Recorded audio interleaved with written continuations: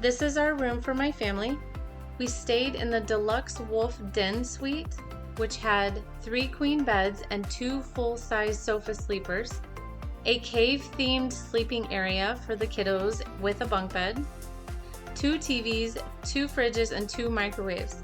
It cost us a little over $1,400 for 3 nights. Checkout time was by 11, check-in time was anytime after 4.